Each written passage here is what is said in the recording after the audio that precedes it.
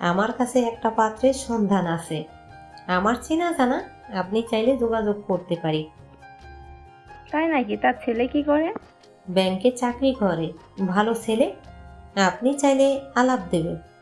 রেনু খানিকটা ইতস্ত করে বলল, বন্যাকে আর বন্যার বাবাকে না জানিয়ে সিদ্ধান্ত নিতে পারছি না। আফিয়া বেগম আশ্বাস দিয়ে বলল, আরে দেখলেই কি আর বিয়ে হয়ে যায়? দেখতে তো সমস্যা নেই। তা না, কিন্তু আফিয়া বলল, এত ভাববেন না তো। আপনি বলে আলাপ দেই। আজকাল যোগ্য মতো পাত্রপাত্রী জোগানো বড় কঠিন কাজ। আমার ছেলেকেই দেখুন। ভাবছিলাম বিয়ে করিয়ে দেব, কিন্তু মন মতো হচ্ছে না। এখন কি যুগ আসলো! মেয়েরা তো চালাকই। মেয়েদের বাবা মা তো আরও কয়েক ডিগ্রি চালাক। এরা ফন্দি করে বাড়িওয়ালা ছেলে হাত করতে চায়। আমার তাহসানকে নিয়ে তো রাজ্যের চিন্তায় আছি। কোন সময় কোন বাজে নষ্ট মেয়ের হাতে পড়ে। আফিয়া বেগমের এমন উদ্ভট কথায় রেনু বেগম থমথমে খেয়ে যায়। তাহসানের সাথে ইদানিং বন্যাকে দেখা যাচ্ছে, যা ওনার চক্ষুগোচর হয়নি। আফিয়া বেগমও নিশ্চয়ই দেখেছে, তাই তো এমন কথা বলছে। উনি কি বলবে ভেবে পায় না। কিছু না বললেও ব্যাপারটা খারাপ দেখায়, তাই আলতো হেসে বলল, আপনার ছেলে তো ভালো, এসবে নিশ্চয় জড়াবে না। তা কি করে বলি? আশেপাশের মেয়েরা কি আর ভালো থাকতে দেবে? আমার আলাভোলা ছেলে মেয়েদের হাতের নাড়াই তো বুঝবে না। রেনু বেগম অনিচ্ছা সত্ত্বেও মাথা নেড়ে বলল। হ্যাঁ, তা ঠিক। রেনু বেগমের এমন ভাবলেশীনভাবে কথা বলায় আফিয়া বেগম আর কথা বলার উৎসাহ পেলেন না। আর কথা না বলেই বা কি? আসল কথা আকার ইঙ্গিতে বলে দিয়েছেন। উনি উঠে দাঁড়ায়। আচ্ছা ভাবি, আসি। রেনু বেগম মাথা নাড়াতেই উনি চলে গেলেন। বন্যার মা ওখানেই ঠায় বসে থাকলো। উনি ভাবলেন বন্যাকে এই ব্যাপারে জিজ্ঞেস করবে কিনা। সন্ধ্যায় যখন বন্যা তার পড়া নিয়ে ব্যস্ত, তখন তাহসান ফোন দেয়। কি করছো ম্যাডাম? বন্যা কাঁধ দিয়ে মোবাইল কানের সাথে চেপে ধরে বলল। পড়ছি। আপনি? আমিও। বন্যা কপট রাগ দেখিয়ে বলল, পড়ার সময় ফোন দিয়েছেন কেন? একটা কথা জানার ছিল। কি? শাড়ি পরতে পারো? বন্যা মাথা নেড়ে বলল। না। তাহসান কিছুক্ষণ চুপ থেকে বলল, আচ্ছা, সমস্যা নেই। ইউটিউবের যুগে এসব না পারা মুহূর্তেই পারা হয়ে যাবে। আমি শাড়ি আনতে যাচ্ছি, তুমি ইউটিউব দেখে শিখো। বন্যা দ্বিমত করে বলল। কিন্তু আমি। তাহসান মিহি গলায় আবদার করে বলল। তোমাকে শাড়ি পরা দেখতে ইচ্ছে করছে। বন্যা হেসে বলল। বিয়ের সময় দেখা যাবে, এত আগে ভাগে দেখা ভালো না। তাহসান আফসোসের গলায় বলল। তার আগে যদি আমি মারা যাই, তুমি আমার ইচ্ছা পূরণ করবে না বলো? বন্যার বুকটা কেমন ধক করে ওঠে। মাথা নেড়ে বলল। আচ্ছা। তাহসান মুচকি হাসে। শক্ত খোলসের আবরণে বন্দি বন্যার যে কোমল একটা মন আছে, যেই মন কিনা আজকাল তাহসানকে হারাতে ভয় পায়, তার ইমোশনাল কথায় বন্যা পটে যায়। তাহসান শাড়ি কিনে বন্যার বারান্দা দিয়ে শপিং ব্যাগ দিয়ে কৃতিত্বের গলায় বলল। ছাদে। ওকে। বন্যা আতকে উঠল। বাসার সবাই এখনো জেগে আছে, আমি কখনো ওনাদের সামনে শাড়ি পরে যেতে পারবো না। তাহসান কিছুক্ষণ ভেবে বলল। সবাই ঘুমালে এসো। বন্যা নিচু গলায় ফিসফিস করে বলল। তাহলে রাত 12টার পরে। সমস্যা নেই। রাত 1টা, নিঝুম রাত। বন্যা অগোছালো শাড়ি হাতে দাঁড়িয়ে আছে। কোনোভাবেই এই শাড়ি গায়ে পরতে পারছে না। বিরক্তিতে মুখ অন্ধকার হয়ে আছে। হাতের শাড়ি বিছানায় ছুঁড়ে মেরে বলল। ধুর, আমারে দিয়ে এইসব হইব না। তখন তাহসান ফোন দেয়। বন্যা কানে ধরতেই তাহসান কৌতুক করে বলল। আপু, আজকে আপনার বিয়ে না, তাই কম সাজলেও হবে। বন্যা মাথা নাড়িয়ে বলল। আরে সাজবো কি, আমি তো শাড়িই পরতে পারছি না। না পরি। তাহসান কিছুক্ষণ চুপ থেকে বলল। একটু পেঁচিয়ে টেচিয়ে চলে আসো না, আমি তো। অগত্যা। বন্যা আবার শাড়ি হাতে নিয়ে পেঁচায়। এক হাতে কুচির জায়গা শক্ত করে ধরে আরেক হাতে দরজা বন্ধ করে ছাদে চলে যায়। তাহসান ছাদে বসেছিল। বন্যাকে দেখে কিছুক্ষণ থম মেরে তাকিয়ে থাকে। লাল পাড়ে সাদা শাড়ি পরা অবস্থায় কি মিষ্টি লাগছে। বন্যা গুটি গুটি পায়ে এগিয়ে আসে, হাত দিয়ে শক্ত করে কুচি ধরে রেখেছে। তাহসান মুচকি হাসে। তার হাসি দেখে বন্যা রেগে যায়। হাসছেন কেন? তাহসান হেসে বলল। সুন্দর লাগছে তো। ঠিকঠাক পড়তেই পারলাম না, আর সুন্দর। আসলেই সুন্দর লাগছে, একদম বউ বউ। তাহসানের কথায় বন্যা খানিক লজ্জা পায়, মাথা ঘুরিয়ে আশেপাশে তাকায়। তাহসান বলল, হাত দাও তো। কেন? তাহসান নিজেই বন্যার হাত টেনে নিজের হাতে নিয়ে বলল। বেশি কথা বলে। তার হাতে 2টা রজনীগন্ধার মালা খুব যত্নের সাথে বন্যার হাতে পরিয়ে দেয়। তারপর বন্যার হাত দুটো নিজের গালে ঘষে নেয়। বন্যা চোখ বন্ধ করে হাতে ছোট দাড়ির সূক্ষ্ম খোঁচা টের পাচ্ছে, কিন্তু আশ্চর্যজনকভাবে একটু ব্যথা অনুভব না হয়ে ভালো লাগায় সারা মন দেহ পুলকিত হয়ে যায়। অনুভূতির ফোয়ারা চলকে ওঠে, অদ্ভুত কাঁপন টের পায়। তাহসান বন্যার হাতের উল্টো পিঠে আলতো করে ঠোঁট ছুঁয়ে বলল। তুমি খুবই মায়াবতী। বন্যা কিছু না বলে চুপচাপ তাকিয়ে থাকে। তাহসান বন্যার এলোমেলো চোখের দৃষ্টির দিকে তাকিয়ে বলল। এভাবে তাকেও না মায়াবতী। বন্যা হেসে ফেলে, শক্ত করে তাহসানের হাত আঁকড়ে ধরে বলল। আপনি যে এত রোম্যান্টিক এটা কখনোই বোঝা যায়নি। তাহসান বন্যাকে কাছে টানে, হাতের মুঠোয় হাত নিয়ে বলল। প্রত্যেক পুরুষ রোমান্টিক, কেউ প্রকাশ করে কেউ করে না। আমার মনে হয় ব্যক্তিগত নারী ছাড়া অন্য কাউকে রোমান্টিকের পরিমাণ দেখানো উচিত না। তখনই আচমকা তাহসানের পাশে দাঁড়িয়ে থাকা বন্যার শাড়ি খুলে ছাদের ফ্লোরে পড়ে যায়। হতভম্ব চোখে বন্যার শাড়ির দিকে তাকিয়ে তাহসানের দিকে তাকায়। তাহসান লুটোনো শাড়ির দিকে তাকিয়ে মিটিমিটি হাসছে। বন্যা ঝটপট নিচু হয়ে শাড়ি হাতে তুলে নেয়। বলেছিলাম পারি না, এখন কি হবে? তাহসান ভেবে বলল। আচ্ছা আমি পরিয়ে দেই। অগত্যা বন্যা না চাইতো রাজি হয়ে যায়। তাহসান কোনো রকমের শাড়িটা গায়ে জড়াচ্ছে। সে না চাইতো বন্যার নমনীয় নারী দেহের দিকে তাকিয়ে ফেলছে। স্নিগ্ধ দেহটা তাকে যেন টানছে। তাহসান চোখ বন্ধ করে নিজেকে সামলায়। এখন যদি যে একটু ভুল করে উল্টাপাল্টা কাজ করে ফেলে তো বন্যার কাছে ধর্ষক আর তার মাঝে কোনো পার্থক্য থাকবে না। সে চোখ বন্ধ করে বন্যার হাতে কুচি দিয়ে বলল। দাও। বন্যা কুচি দেওয়ার পর মনে হলো শাড়ি পরানোর মতো কিছুটা হলেও হয়েছে। বন্যা তাহসানের প্রশংসা করে বলল। বাহ, আপনি তো আমার থেকেও ভালো পারেন। তাহসান বন্যার দিকে তাকিয়ে থাকে। তার দেহ মন উদ্যম হয়ে আছে, শরীরে অনুভূতির সূক্ষ্ম আলোড়ন খুব টের পাচ্ছে। সে বন্যাকে বলল। বিয়ের পরে তুমি যখন শাড়ি পরবে সব সময় আমিই পরিয়ে দেব। বন্যা খুশি হয়ে বলল। খুবই ভালো কথা। তাহসান বন্যার গালে হাত ছুঁয়ে বলল। আমার মিষ্টি চাঁদ। বন্যা কিছু বলে না। তাহসান বন্যার কাছে এসে হুট করে বন্যাকে পাজা কোলা করে কোলে নেয়। ছাদের এই মাথা থেকে ও মাথা হাঁটতে হাঁটতে পুরুষালী গলায় গেয়ে ওঠে। আমি হব রাত আর তুই হবি চাঁদ। জ্যোৎস্নায় ঘর আমাদের, তুই হলে রোদ, আমি রংধনু হই। ছিল সে শহর আমাদের, ভুলে যেতাম কোলাহল, বুঝে নিতাম সবই বল। ছিল রোজের চলাচল আমাদের, আমি হব রাত আর তুই হবি চাঁদ। জ্যোৎস্নায় ঘর আমাদের। বন্যা তাহসানের গলা আঁকড়ে ধরে। এই লোকটা খুবই ভয়ঙ্কর। তার মাঝে কেমন মাতাল বাতাস বয়ে দিচ্ছে। সে তাহসানের কানে মুখ নিয়ে ফিসফিস করে বলল। এত ভালোবাসা দিয়েন না প্লিজ, আমার খুব ভয় হয়। তাহসান বন্যার মতো করে ফিসফিস করে বলল। আমার তো ইচ্ছে করে সব আদর ভালোবাসা একসাথে তোমার পায়ে ঢেলে দেই আমার চাঁদ। বন্যা খিলখিল করে হাসে। তাহসানের কাঁধে মাথা রেখে ফিসফিস করে বলল। আপনি খুব দুষ্টু। তাহসান বন্যার হেলানো মুখের দিকে তাকিয়ে বলল। আমি মোটেই দুষ্টু না, শুধুমাত্র তোমার কাছে আসলেই আমার যত দুষ্টুমি করতে ইচ্ছে করে। বন্যা তাহসানের গালে হাত রাখে। বন্যার হাতের স্পর্শ পেয়ে তাহসান বন্যার দিকে তাকিয়ে থাকে। দুজনের চোখে ভালোবাসার মৃদু মিষ্টি কথার আদান প্রদান হয়। বন্যা আস্তে করে বলল। নামিয়ে দিন না। তাহসান মাথা নেড়ে বলল। কেন? এমনি। তাহসান বন্যাকে নামিয়ে দেয়। বন্যা আকাশের তারার দিকে তাকিয়ে থাকে। তার কেন জানি মনে হচ্ছে এই আকাশ ভরা তারা তাকে ভালোবাসার জন্য শুভকামনা জানাচ্ছে। বন্যার তাহসান ছাদের ফ্লোরে পিঠে পিঠ লাগিয়ে বসে। বন্যা পরম আবেশে চোখ বন্ধ করে রাখে। তাহসান বলল। বন্যা।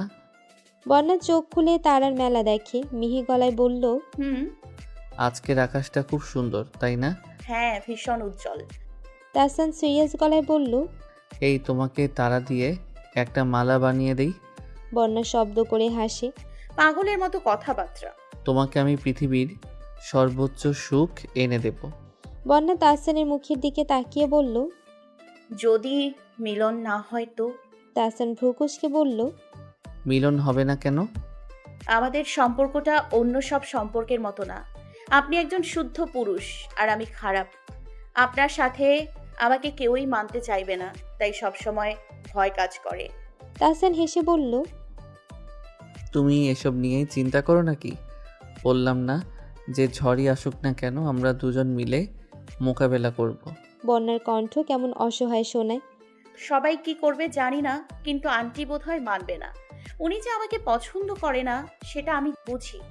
বন্যার কথায় তাহসান কোনো কথা বলে না। তার আম্মু যে বন্যাকে পছন্দ করে না এটা সেও জানে। তাহসান বন্যাকে সান্ত্বনা দেওয়ার জন্য বলে, সব সম্পর্কই প্রথমে কেউ মানে না, কিন্তু পরে সবাই মেনে নেয়। আম্মু রাজি হবে, দেখো। রাজি হলেই ভালো। তাহসান বন্যার মন খারাপ টের পায়। সে বন্যার মন খারাপ দূর করতে বলল, চাঁদের মুখে অমাবস্যা মানায় না, পূর্ণিমার আলোয় শোভা পায়। এই কথাটা তুমি জানো তো? বন্যা মাথা নেড়ে বলল, জানি। তাহলে আমার চাঁদের মুখে অমাবস্যার অন্ধকার কেন? বন্যা তাহসানের বলার ধরনে হেসে ফেলে। বন্যার মুখের দিকে তাকিয়ে তাহসান বলল, এইভাবেই হাসবে বন্যা? বন্যা তাহসানের চোখের দিকে তাকিয়ে থাকে, চোখের নজর সরায় না। তাহসান বলল, কি দেখো? আপনাকে শোনেন, আমার একটা ইচ্ছা আছে। কি ইচ্ছা শুনি? আমাদের যেদিন বিয়ে হবে সেদিন সারা রাত আমি আপনাকে জড়িয়ে ধরে রাখবো। গম্ভীর মুখ প্রেয়সীর মুখে এমন আহ্লাদী আবদার তাহসানের প্রত্যাশার বাহিরে ছিল। সে যাই পড়া নিয়ে অবাক হয়, কিন্তু বন্যার সামনে তা প্রকাশ না করে বলল, তুমি যেমন চাইবে তেমনই হবে। প্রেমের মিষ্টি সময়গুলো যেন তুলোর মতো নিঃশব্দে উড়ে উড়ে যাচ্ছিল, যা কেউ টের পাচ্ছিল না। মাসের পর মাস কেটে যাচ্ছিল। তাহসান অবাক হয়ে ভাবছে, একটা মানুষ এতটা জড়িয়ে যাচ্ছে কি করে? এতটা শান্তি কেন এই মেয়েটার মাঝে? তার মনে হয় বন্যাবিহীন সে একদিনও বাঁচতে পারবে না। মেয়েটা যেন দিনকে দিন তার অক্সিজেনের মতো হয়ে যাচ্ছে। এক সন্ধ্যায় দুজন একসাথে বাসায় ফেরে।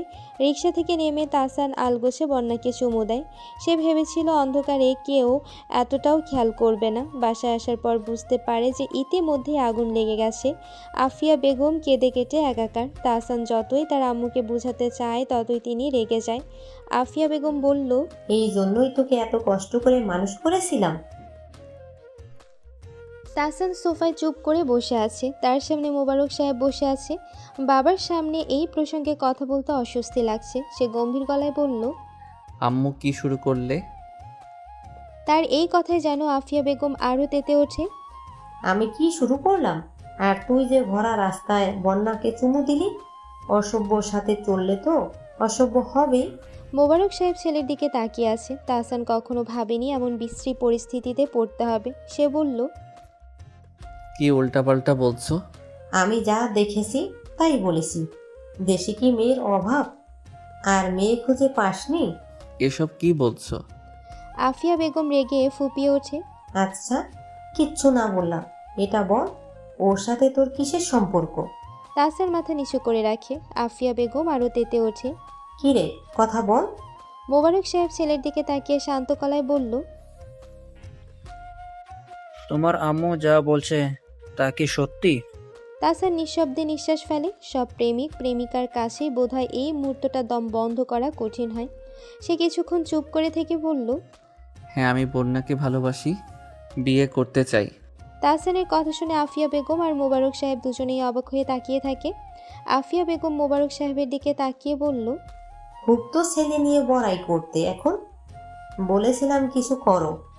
মোবারক সাহেব ছেলের দিকে তাকিয়ে শান্ত গলায় বলল, কতদিন ধরে তোমরা সম্পর্কে? তাহসান বলল। প্রায় 10 মাস। আফিয়া বেগমের মাথা ঘুরে ওঠে। এতদিন উনি খুনাক্ষরেও টের পাননি। এতদিন যা হয়েছে তা বাদ।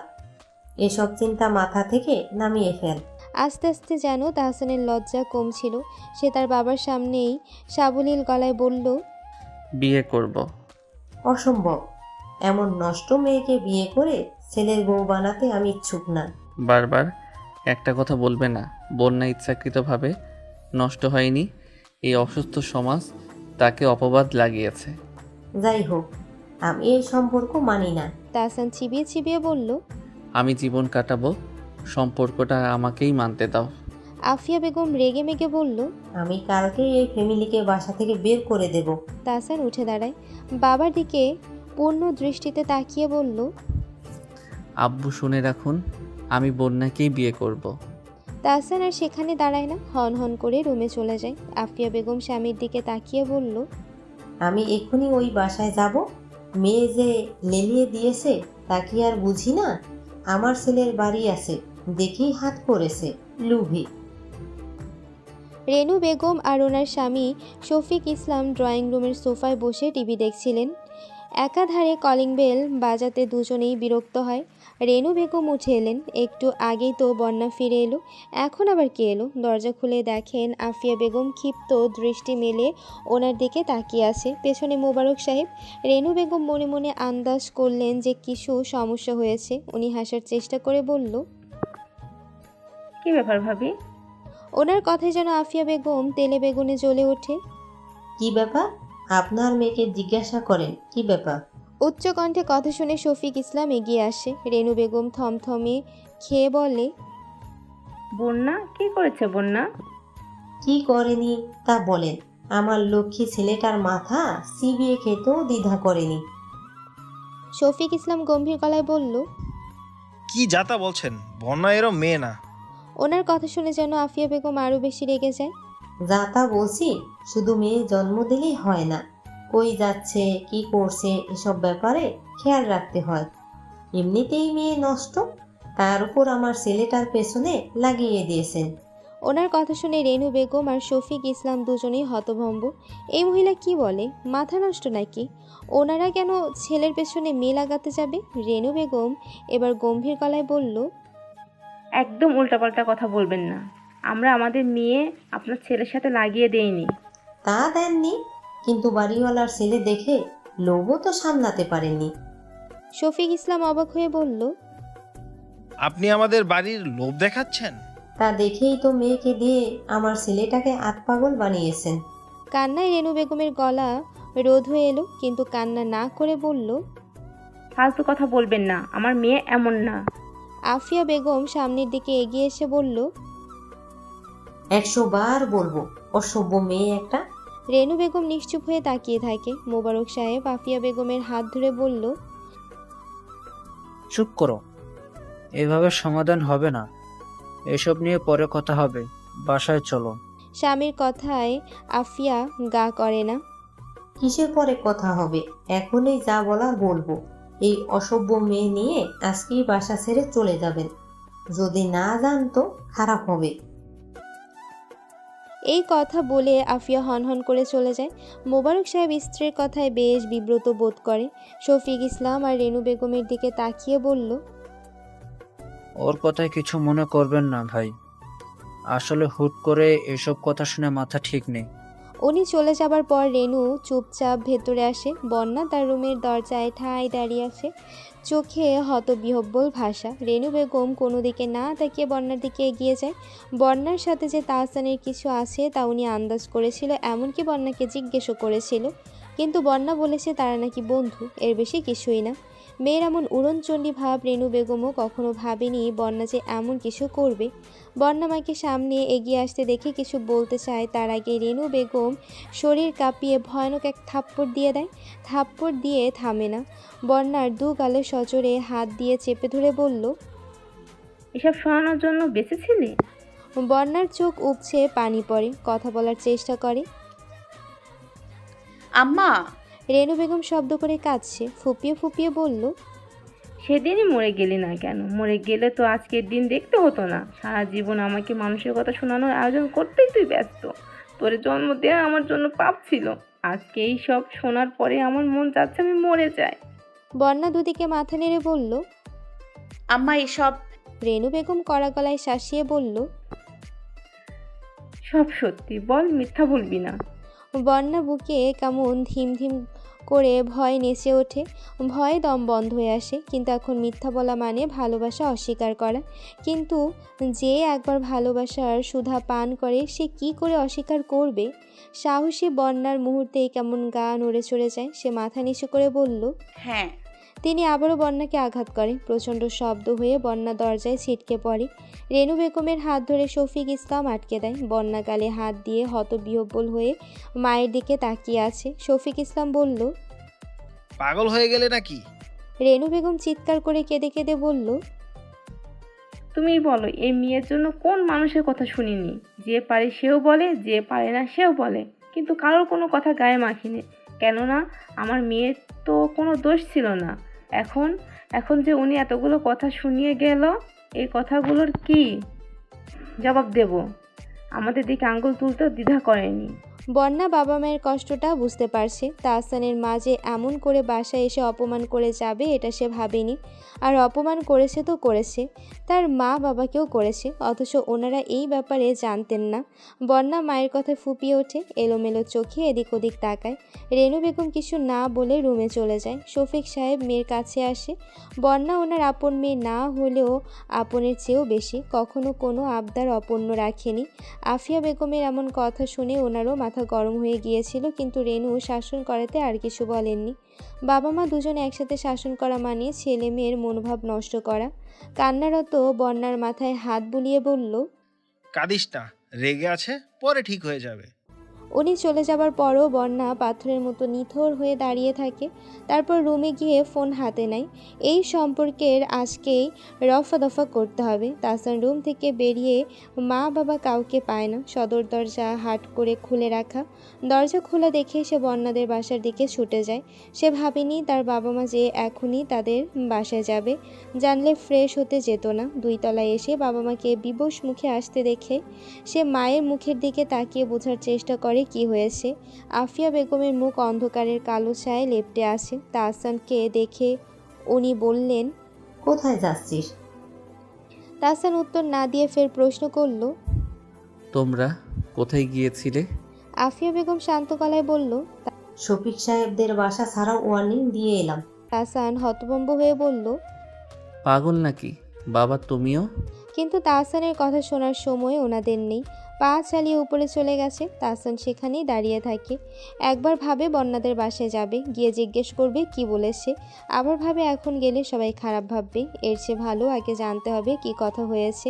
তখনই ট্রাউজারের পকেটে রাখা ফোনটা তার স্বরে চেঁচিয়ে ওঠে। এমনি সময় ফোন আসাতে তাহসান যায় পড়েনি বিরক্ত, কিন্তু স্ক্রিনে ভেসে ওঠা নাম্বার দেখে মুখের বিরক্তিভাব নিমিষে উধাও হয়ে যায়। ফোন রিসিভ করে তাহসান বলল, হ্যালো। বন্যা কাটকাট গলায় জবাব দিল। ছাদে আসেন। বন্যার এরূপ কণ্ঠ শুনে তাহসান আর আগ বাড়িয়ে কিছু বলার সাহস পেল না। ছোট চাপাবে বলল, আসছি। বন্যা ফোন কেটে নিঃশব্দে বাসা থেকে বেরিয়ে আসে। তাহসান চুপচাপ ছাদে উঠে আসে। কিছুক্ষণ আগে তার মা বাবা বন্যাদের বাসায় গিয়েছিল, এখন বন্যা ছাদে আসছে। তাহসানের মনটা কেমন খারাপ খবরের আশঙ্কায় কেঁপে ওঠে। ছাদের কার্নিশে দাঁড়িয়ে রাতের অন্ধকার দেখে। আজকে রাতটা কেমন গা ছমছমে নীরব। সে দরজার কাছে গিয়ে লাইট জ্বালিয়ে দেয়, তারপর দরজার দিকে তাকিয়ে থাকে কখন বন্যা আসে। কিছুক্ষণ পরে বন্যা আসে। তাহসানের সামনে দাঁড়িয়ে আছে, অথচ চোখের দৃষ্টি অন্যদিকে। তাহসান চুপচাপ বন্যাকে দেখছে। বন্যার গালে লাল লাল আঙ্গুলের দাগ, গালের আঘাতে স্পষ্ট হয়ে বন্যার করুণ সময় তাহসানের চোখে ধরা দেয়। সে হাত বাড়িয়ে গাল ছুঁতে গেলে বন্যা পিছিয়ে যায়, মাথা নেড়ে না করে বলল, আমাদের থামা উচিত। তাহসান বন্যার কথার মানে বোঝে না। মানে গালে কি হয়েছে? বন্যা গালে হাত দিয়ে বলল। ভালোবাসার শাস্তি। তাহসানের চেহারা শক্ত হয়ে যায়। কে থাপ্পড় দিয়েছে? বন্যা তাহসানের কথার উত্তর দেয় না। সে বলল, আমাদের প্রেমের সম্পর্কে কার আগ্রহ বেশি ছিল? তাহসান বন্যার কান্না চেপে রাখা ঠোঁটের দিকে তাকিয়ে বলল, আমার। তাহলে আমাকে, আমার ফ্যামিলির মানুষকে আপনার আম্মা এত অপমান করে কথা বললো কেন? বন্যা। তাহসান কথা শেষ করার আগেই বন্যা বলল, প্রেম তো করতে চাইনি, আপনি পাগল হয়ে আমাকে রাজি করিয়েছেন। আজকে এই ছুরিঘাতের ভয়েই কখনো নারী সুলভ আচরণ করতে চাইনি। আমি নিজেই জানি আমি নষ্ট। সেটা আপনার সাথে প্রেম করাতে আপনার মা চিৎকার করে বলে গেল। শুধু আমাকে বলে থামেনি, আমার বাবা মাকেও বলেছে। মানলাম আমি প্রেম করেছি, কিন্তু আমার বাবা মা কি করেছে? আম্মু কি কি বলেছে একটু খুলে বলো প্লিজ। কি বলবে আবার? আমরা যে লোভী ফ্যামিলি সেটাই বললো। আপনার বাড়ি দেখেই তো আমার বাবা মা আপনার পেছনে আমাকে লেলিয়ে দিয়েছে। তাহসানের চোখ মুখ শক্ত হয়ে যায়। আমি কি কখনো তোমাকে এসব বলেছি? টাকা হলে এমন হাজারো বাসা পাওয়া যায়। প্রেম করেছি বলে বাসা থেকে বের করে দেওয়ার হুমকি দেওয়ার দরকার নেই। বন্যা, কি বলছো এগুলো? আমি বলছি না, এগুলো আপনার আম্মা বলেছে। আম্মুকে আমি বোঝাবো। বন্যা হেসে বলল। তার দরকার নেই। কান্না মুখে বন্যার হাসি দেখতে খুবই অদ্ভুত লাগছে। তাহসান সেদিকে তাকিয়ে বলল। কেন? আমি জানি আমার অতীত খারাপ, আমি জানি আমি নষ্ট, কিংবা আমার ফ্যামিলি লোভী নই। আমাদের যা সম্পর্ক ছিল তা আজকে থেকে শেষ, সব সম্পর্ক শেষ। আমার সাথে আপনি আর কোনো যোগাযোগ করতে চাইবেন না। আমরা আগামীকালেই বাসা ছেড়ে দিচ্ছি। বন্যা আর দাঁড়ায় না, ক্ষিপ্ত গতিতে সিঁড়িতে পা রেখে নিচে নেমে যায়। তাহসান বন্যার প্রত্যেকটা কথা শুনে স্তব্ধ হয়ে থাকে। সব সম্পর্ক শেষ মানে? মেয়েটা কি বলে গেল? এই মেয়েটা তার কলিজা, সে কি জানে না? জানলে এই কথা বলার সাহস হলো কি করে? সব সম্পর্ক শেষ হওয়ার মানে সে নিজে শেষ হয়ে যাওয়া, যা কখনোই হতে দেওয়া যাবে না। বন্যা চলে গেছে সেটা ধাতস্থ হলে তাহসান সিঁড়ি দিয়ে বন্যার পেছনে ছোটে। প্রেমে বাধা তো আসবেই, তাই বলে পিছু হটতে হবে? বন্যাকে হারানোর ভয়ে তাহসানের বুকে উত্তাল ঢেউ বয়। যে করেই হোক বন্যাকে তার চাই, কিন্তু আটকাবে কি করে? তাহসান ছুটে গিয়ে দেখে বন্যা ইতিমধ্যে 3 তলায় চলে গেছে। সে পেছন থেকে কয়েকবার ডাকে, বন্যা শুনেও দাঁড়ায় না। তাহসান গিয়ে বন্যার পথ আগলে দাঁড়ায়। বন্যার চোখে তখন পানির স্রোত। তার জন্য বাবা মা অনেক কথা শুনেছে বললে ভুল হবে, প্রতিনিয়ত শুনে আসছে। এখন আবার এই নতুন গল্পের কটু কথাগুলো শুনতে হচ্ছে। বন্যার নিজের প্রতি ঘৃণা হচ্ছে। সে কিভাবে পারল বাবা মাকে আবারও নতুন কথা শোনানোর রাস্তা বানিয়ে দিতে? সে তো জানতো তার অতীত কী, তারপরেও কেন পা বাড়ালো এই ভয়াবহ কঠিন রাস্তায়? মায়ের ছলছল চোখ বন্যার বুকে বর্ষার মতো বিঁধে আছে। তাহসানের ডাক শুনেও তাকানোর ইচ্ছে হয় না। সব নষ্টের মূল এই ছেলে, আঠার মতো গায়ের সাথে লেগে প্রেম করেছে। বন্যা তো প্রেম করতে চায়নি, তাহলে তার কেন সবটা দোষ হবে? তার বাবা মা কেন কথা শুনবে? তাহসান পথ আগলে দাঁড়ালে বন্যা চাপা গলায় হিসিয়ে বলল। সামনে থেকে সরে দাঁড়ান। তাহসান আকুল আবেদন করে বলল। আমার কথাটা শোনো প্লিজ। কোনো কথা শুনতে চাই না। এভাবে সমাধান হবে না। প্রেমের ঝড় আসবেই, তাই বলে সরে যাওয়া তো বুদ্ধিমানের কাজ না। বন্যা ফুঁসে উঠে বলল। আমার বাবা মা কি আপনার সাথে প্রেম করেছে? প্রেম করেছে আমি, কথা শোনালে আমাকে শোনাবে। কিন্তু আপনার আম্মা আমার বাবা মাকে অপমান করে গেছে। প্রেম কি একা একা করা যায়? প্রেম করতে ছেলে লাগে না? আমি তো আপনার সাথে প্রেম করেছি, তাহলে আমি কেন একা কথা শুনবো? আমার বাবা মা কেন মিথ্যা অপবাদ নেবে? মগের মুল্লুক পেয়েছেন নাকি? তাহসান ক্ষিপ্ত বন্যার দিকে তাকিয়ে থাকে, রাগে মুখ লাল আভা ছড়াচ্ছে। সে অনুনয় করে বলল। আমি আম্মুর সাথে কথা বলে সব সমস্যা সমাধান করে নেব। তুমি প্লিজ উল্টাপাল্টা কিছু বলো না। বলবো না মানে? 100 বার বলবো। আজকে থেকে আমাদের। বন্যা কথা শেষ করার আগে তাহসান তাকে থামিয়ে দেয়। তুমি আমার হৃদয় বন্যা, আমাকে ছেড়ে যাওয়ার কথা বলো না। বন্যার বুকে শীতল বাতাস বয়। এই ছেলেটার কাছে শক্ত আবরণ মেখে থাকা বড়ই দুষ্কর। সে বলল। ভালোবাসলে তাকে প্রাপ্য সম্মান দিয়ে রাখতে শিখুন। আমাকে যদি ভালোই বাসেন তো মর্যাদা দিয়ে নিজের করে নিন। আমি এমনভাবে আপনার হতে চাই যেন কেউ অপবাদ দিতে না পারে। বন্যার কথা শুনে তাহসান মাথা নাড়িয়ে সম্মতি জানায়, মুখে বলল। হাত ধরেছি এত সহজে ছেড়ে দেওয়ার জন্য নাকি? তুমি শুধু শক্ত থেকো, আমি বাকিটা সামলে নেব। বন্যা মাথা নাড়িয়ে চলে যায়। তাহসান সাথে হাঁটতে হাঁটতে বলল। আর একটু থাকো। বন্যা তাহসানের শান্ত চোখ দুটোর দিকে তাকায়। মা জানতে পারলে আরো খারাপ হবে। তাহসান বন্যার হাত ধরে হাঁটা থামায়, গালের দাগে হাত শুয়ে বলল। সব আঘাত আমার হোক। বন্যা গাল থেকে হাত সরিয়ে দেয়, মুখে বলল। ছেলেদের আঘাত করা হয় না, আঘাত করা হয় মেয়েদের। তাহসান আলতো করে হাত ধরে বলল।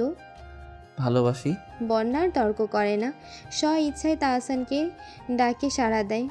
ঠোঁট অল্প নাড়িয়ে সায় দিয়ে বলল। আমিও ভালোবাসি। এই কথাই থেকো, আমার হাত ছেড়ে এক মুহূর্তের জন্য অন্যদিকে যাবে না, তাহলে আমি তাণ্ডব বইয়ে দেব। তারপর বন্যা চুপচাপ বাসায় চলে যায়। সবাই তখন খাবার খাওয়া প্রায় শেষ। বন্যা গিয়ে খেতে বসলো। রেনু বেগম মেয়ের দিকে তাকায়। তখন থাপ্পড় মেরে উনি নিজেই কষ্ট পেয়েছেন। বাবা হারানো মেয়েকে আঘাত দিয়ে শতবার ভাবেন। এখন তাহসানের সাথে দেখা করে এসেছে বুঝতে পেরেও চুপ থাকলেন। উনি কড়া গলায় বললেন, কালকে এই বাসা ছেড়ে দেব। বাসা ছাড়ার আগে আর কোনো অঘটন ঘটিও না। বন্যা মাথা নাড়ে। রেনু ভ্রুকুটি করে জিজ্ঞেস করলো, তাহসানের সাথে দেখা করতে গিয়েছিলে? হ্যাঁ। তাহসানের সাথে সব যোগাযোগ বন্ধ করে দেবে। এতটাও ফালানো হওনি যে কোনো ছেলের পিছনে ঘুরে বিয়ে করতে হবে। বন্যা তপ্ত শ্বাস ফেলে বলল, তাহসান মানিয়ে ফেলবে সবাইকে। ইতিমধ্যে সবার খাওয়া শেষ। রেনু বেগম সবার প্লেট একসাথে করতে করতে বলল, মানলেও কি, ওর মা তোকে একটু পছন্দ করে না। আর শাশুড়ির অপছন্দে বিয়ে হলে সংসার কখনো সুখের হয় না। বলতে বলতে রেনু বেগমের গলা কেঁপে ওঠে। বন্যা মায়ের সব খেয়াল রাখছে। মা নিঃসন্দেহে তার ভালো চায়, কিন্তু সেও তো জানে তাহসান তাকে কতটা চায়। সে তাহসানের পক্ষ নিয়ে বলল, মা, তাহসান আমাকে বিয়ে করবে আর কাউকে খারাপ কথা বলার সুযোগ দেবে না। রেনু বেগম মেয়ের মুখের দিকে তাকায়। ছেলেরা বিয়ের আগে এসব বলে, কিন্তু বিয়ের পর দেখা যায় কাহিনী উল্টে গেছে। বন্যা প্রতিবাদ করে বলল, তাহসান এমন না, সে আমাকে ভালোবাসে। রেনু বেগম মেয়ের মুখের দিকে তাকায়। এই কি সেই বন্যা যে ছেলেদের সহ্য করতে পারতো না? ভালোবাসা, বিয়ে এসবের কথা শুনলে রেগে যেত। বন্যার বিস্তর পরিবর্তনে উনি অবাক হয়। তাহসান বাসায় গিয়ে দেখে তার আব্বু আম্মু ড্রয়িং রুমে চুপচাপ বসে কিসের যেন অপেক্ষায় আছে। সে কাছে যাওয়াতে সবাই নড়ে চড়ে বসে, যেন তার জন্য এই দীর্ঘ অপেক্ষা। আফিয়া বেগম তীর্যক দৃষ্টি নিক্ষেপ করে তার দিকে তাকিয়ে আছে। সে লজ্জা পেল না, বরং মায়ের সামনের সোফায় বসে বলল, কি? আফিয়া বেগম ছেলের প্রশ্নে থমথম খেয়ে যায়। কি? বন্যার বাসায় গিয়ে কি বলেছ শুনি, বলো। যা বলার বলেছি, তোকে কৈফিয়ত দিতে হবে না। আম্মু শোনো, বন্যাকে আমি ভালোবাসি। বিয়ে করলে বন্যাকেই করব। আফিয়া বেগম ওনার স্বামী মোবারক সাহেবের দিকে তাকালেন। মোবারক সাহেব স্থির চোখে তাকিয়ে আছে। আফিয়া বেগম বলল, বাবা মায়ের অনুমতি নেয়ার প্রয়োজন মনে করিস না? তাহসান মায়ের দিকে তাকিয়ে চোখে চোখ রেখে বলল, অনুমতির প্রয়োজন মনে করছি বলেই তো জিজ্ঞেস করছি। আফিয়া বেগম চিৎকার করে বলল, ওই নষ্ট মেয়ে আমি মানি না। সমাজ কি বলবে? তুই কি এই সামান্য ব্যাপারগুলো বুঝিস না? থোড়াই কেয়ার সমাজের। আমি খুশি থাকলেই হলো, সমাজ দিয়ে কি করব? আফিয়া বেগম চিৎকার বন্ধ করে না, গলা বাড়িয়ে সমান তালে বলল, তোমার সমাজ না লাগলেও আমাদের লাগবে। একটা ধর্ষিতাকে বউ হিসেবে মানা যায় না। বারবার ধর্ষিতা বলবে না। বন্যা খুব ভালো মেয়ে। কত ভালো মেয়ে তাই এই পাড়ার সবাই জানে। ছেলেদের মতো চলাফেরা, মুখে অখাদ্য ভাষা, দেখতেও কি বিশ্রী। বন্যা নামে এই কটু কথাগুলো শুনতে তাহসানের ভালো লাগে না। সে বলল, তোমার চোখে ভালো না লাগলেও আমার চোখে ভালো লাগে। আফিয়া বেগম অনুরোধ করে বলল, তোকে এর চেয়ে ভালো মেয়ে দেখে বিয়ে করাবো। এসব পাগলামি বন্ধ কর, কয়দিনই ভুলে যেতে পারবি। তাহসান হেসে বলল, এর চেয়ে ভালো মেয়ে চাই না, আম্মু আমার বন্যাকেই চাই। আফিয়া বেগম স্বামীর দিকে তাকিয়ে দাঁতে দাঁত চেপে বলল। তুমি কিছু বলছো না কেন? তাহিয়া ভয়ে ভয়ে বলল, আম্মু, বন্যা আপু তো ভালো মেয়ে, মানতে সমস্যা কি? মেয়ের কথায় আফিয়া বেগম আরও রেগে যায়। ছোট মানুষ, ছোট মানুষের মতো থাকো, বেশি পাকনামি করতে যেও না। মোবারক সাহেব স্ত্রীর দিকে তাকিয়ে বলল, শান্ত হও আফিয়া, ছেলে মেয়েদের পছন্দও তো ভাবতে হবে। স্বামীর কথায় আফিয়া বেগমের মুখ আরও অন্ধকার হয়ে যায়। কোনো ভাবাভাবি নেই, কালকেই ওরা বাসা ছেড়ে দেবে। তাহসান চিবিয়ে চিবিয়ে বলল, বাসা ছেড়ে দেবে কেন? ওরা যদি এই বাসা ছেড়ে দেয় তাহলে আমিও আর এই অহংকারী বাসায় থাকবো না। তাহসান, বেশি বাড়াবাড়ি করিস না। তাহসানের রাগে শরীর কাঁপছে, চোখে পানি টলমল। কথা বলতে গিয়ে খেয়াল হলো গলা শুকিয়ে গেছে। বাড়াবাড়ি করলে বাড়াবাড়ি আব্বু কেন বোঝেন না? বন্যা আমার শান্তি। আমি বিয়ে করলে বন্যাকেই করব। ভুল করেও ওদের বাসা থেকে বের করতে যাবেন না। এতে বিপরীত হবে। তাহসানের শেষের কথাগুলো জড়ানো শোনা গেল। কথাগুলো বলেই সে রুমে চলে যায়। ভাইয়ের চোখে পানি দেখে তাহিয়া নিজেও কেঁদে দেয়। মায়ের দিকে তাকিয়ে কঠিন গলায় বলল, এক ছেলে নিয়ে তোমার খুব অহংকার, তাই না? যা শুরু করছো এই ছেলে হারালে বুঝবে। আফিয়া বেগম ফ্যাঁস করে কেঁদে বলল, তুমিও কি চুপ করে থাকবে? আমি এই মেয়েকে মেনে নিতে পারবো না। মোবারক সাহেব স্ত্রীর দিকে তাকিয়ে রাগী গলায় বলল, মহিলা মানুষের এই এক ঝামেলা, বোঝে কম লাফায় বেশি। ছেলে মেয়ে ছোট নেই যে তোমার কথা শুনবে। আফিয়া বেগম থামে না। না শুনলে না শুনবে, তোমার ছেলে মরে গেলেও আমি রাজি হব না।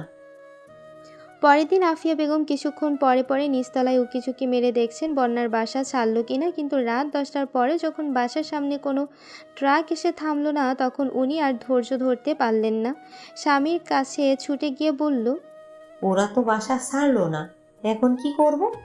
মোবারক সাহেব স্ত্রীর দিকে ভ্রু কুঁচকে তাকিয়ে থাকে, তারপর রয়ে শুয়ে বলল, বললেই তো বাসা ছাড়া যায় না, সময় লাগে। এই সময় লাগার মাঝে যদি আবার কিছু হয়ে যায়? তুমি এত জাজমেন্টাল কেন? ভালো কিছু ভাবতে পারো না? তাহসান তার পছন্দের কথা আমাদের জানিয়েছে। এখন যদি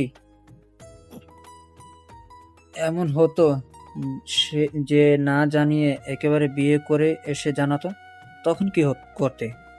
আফিয়া বেগম মুখ অন্ধকার করে বলল, তুমি বন্যার পক্ষ নিচ্ছ? আমার আপত্তি আছে। তাহসান পেছন থেকে এসে মাকে জড়িয়ে ধরে। আজ সারাদিন বন্যা তার সাথে কথা বলেনি। এইটুকুন সময় বুকে কেমন অশান্তির মাত্তাল বাতাস ছোটাছুটি শুরু হয়েছে। সারা জীবন থাকবে না ভাবলেই কেমন লাগে। যেভাবেই হোক মাকে মানাতে হবে। আফিয়া বেগম ছেলের কাছ থেকে নিজেকে ছাড়ায় না, গাল ফুলিয়ে বলল, আহ্লাদ করছিস কেন? মায়ের কথার দাম আছে নাকি? তাহসান নরম গলায় বলল, তোমাকে আমি কতটা ভালোবাসি তোমার ধারণা আছে? ভালোবাসলে মায়ের কথা মেনে চলতি। আম্মু, বন্যা ভালো মেয়ে, তুমি দেখো ওর মতো করে আমাকে আর কেউ ভালো রাখতে পারবে না। আফিয়া বেগমের মন নরম হয় না। উনি কঠিন গলায় বলল, এত কথা জানি না। ওরা বাসা ছেড়ে যাওয়ার পরেই আমি তোর বিয়ে দিয়ে দেব। এরপর দেখবি সব ভুলে যাবি। তাহসান মায়ের মুখের দিকে তাকিয়ে থাকে। তার কি একটু মায়া লাগছে না? তাহসানের আবদার ভালো লাগার কি কোনো দাম নেই? সে তারা মাকে ছেড়ে দেয়। গলার স্বর হয় রুক্ষ। বাসা ছেড়ে দিলে আমিও থাকবো না এই বাসায়। আফিয়া বেগম তারা গলায় বলল, না থাকলে বেরিয়ে যাবি। তোর মতো ছেলে লাগবে না। তাহসান তার বাবার দিকে তাকিয়ে বলল, আব্বু, আপনি কিছু বলবেন না? মোবারক সাহেব ঠান্ডা গলায় বলল। আফিয়া বেগম ক্ষণ করে বলল, পাগলামি করছি? এই বেয়াদব মেয়েটার জন্য তোমার ছেলে বাড়ি থেকে বেরিয়ে যাওয়ার হুমকি দেয়। তাহসান মাথা নেড়ে বলল। কিনা সত্যি আমি এই বাসায় থাকবো না। আফিয়া বেগম মাথা নেড়ে ইশারা করে বলল, যা, এখনই বেরিয়ে যা। তাহসান হনহন করে নিজের রুমের দিকে যায় আর বলে, আচ্ছা। তাহসান ঠিক ব্যাগ গুছিয়ে নেয়। নিঃশব্দে সব গুছিয়ে বেরিয়ে যায়। আফিয়া বেগম দাঁড়িয়ে কাঁদছে। তাহসান মায়ের মুখের দিকে তাকিয়ে বলল, যাচ্ছি। আফিয়া বেগম ছুটে এসে বলল, কই যাচ্ছিস? তাহসান কথা বলে না। আফিয়া বেগম ছেলেকে জড়িয়ে ধরে। ওনার একটা মাত্র ছেলে। এই ছেলে যদি চলে যায় উনি নির্ঘাত মরে যাবেন। রাগের মাথায় বাড়ি ছাড়তে বললেও আসলে আফিয়া বেগম কখনোই চায় না ছেলে বাড়ি ছাড়ুক। তাহসান মায়ের কান্নার সুযোগ বুঝে নরম গলায় বলল, বন্যা ভালো মেয়ে আম্মু, মেয়েটাকে আপন করতে দাও প্লিজ। এত কিছুর পরও যখন ছেলের মুখ থেকে বন্যার নাম শুনল না, আফিয়া বেগম চুপ করে থাকে। তাহসান মায়ের মাথায় হাত বুলিয়ে বলল, ও দেখতে রাগী মনে হলো, আদতে মেয়েটা লক্ষ্মী একটা মেয়ে। প্লিজ আম্মু, রাজি হয়ে যাও। আফিয়া বেগম মাথা নেড়ে সায় দেয়, কিন্তু গলার স্বর যথাসম্ভব গম্ভীর গলায় বলল, রুমে যা, সকালে কথা বলবো। এটা বলে উনি রুমে চলে যায়। যদিও আফিয়া বেগম সরাসরি কিছু বলেনি, তারপরও তাহসানের বুকে খুশির লাড্ডু ফোটে। সে মনে মনে আরও কঠিন সিদ্ধান্ত নেয়। মাকে ইমোশনালভাবে আটকিয়ে কোনোভাবে বিয়েটা করতে পারলেই হলো কেল্লাফতে। সে রুমে গিয়ে কোলবালিশ জড়িয়ে শুয়ে পড়ে। মনে মনে ভাবে, ইস, এই কোলবালিশটা কয়েকদিন পরে বন্যা হয়ে যাবে। ভাবতেই মাথা যন্ত্রণা করার মতো সুখ অনুভূত হচ্ছে। ভোর সকালেই মোবারক সাহেব নিচতলায় গিয়ে বন্যার বাবার সাথে কথা বলতে গেল। ওনার কাছে বন্যাকে খারাপ লাগে না। ছেলে যদি পছন্দ করে থাকে তাহলে এত কথার প্রয়োজন মনে করেন না। ছেলে সংসার করবে, সেই যদি অতীত না ঘাটতে চায় তাহলে ওনারা আগ বাড়িয়ে কিছু করতে যাবেন কেন?